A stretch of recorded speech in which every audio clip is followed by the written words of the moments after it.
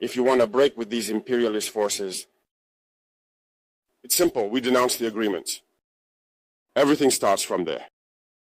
I think the example of Chad in any case is tangible. They started by denouncing the agreements. Otherwise, if we don't denounce the agreements, just saying that the bases leave, we haven't done anything. Because the problem lies in the colonial agreements, the defenses that have been signed since independence. The most dangerous is not the one you see in the bases. The most dangerous are the military advisors. Military advisors exist in all these countries.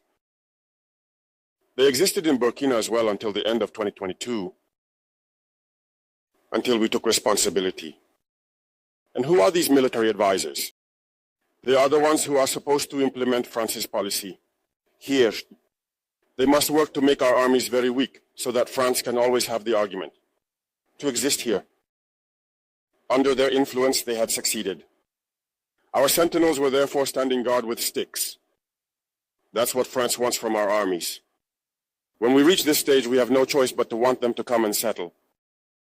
But the Burkinabe army managed to get rid of the military advisors.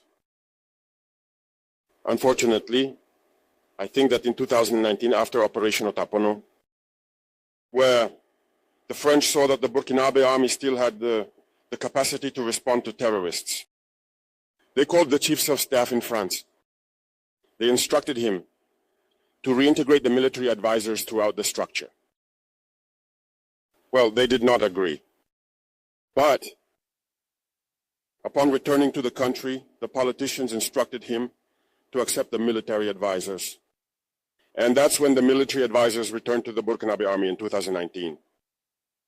With all the consequences we know, the army was on the verge of disappearing in the years 2020, 2021. And indeed, this is the time when many soldiers had to desert because there was no longer any hope. We were in the process of collapsing. That's a bit how they work at the General Staff headquarters. In all army headquarters, in the schools, they are the ones who are supposed to dictate the policy of our army. They are the ones who tell us when to recruit, how to recruit, and what to do with them. They are in the schools to tell us how to train them, and so on. As long as these military advisors are there, you are not independent. Your army will just have the appearance of an army that is there to perform parades, a circus. But when war comes, you will realize that a parade is one thing, but war is another thing. You have to break the agreements. It's the only way to have an independent army and build strength. But many people do not understand this, perhaps. And even with these agreements, France selects from our states officer cadets to go and train them. It's through these same agreements. But in reality, these officers who go to train, for the most part for France, they come to serve the French state in their country. They do not come to serve our countries.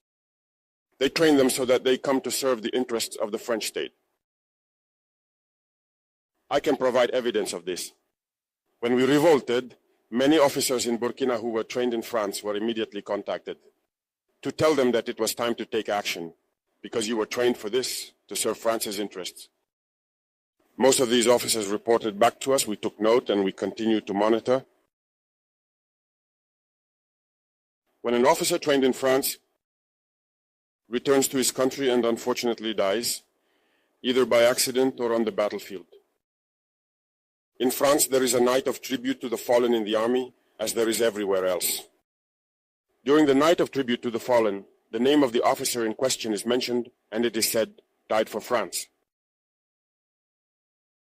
They do not train him to serve his country, they train him to serve their state. And in many African states, there are plenty of such officers.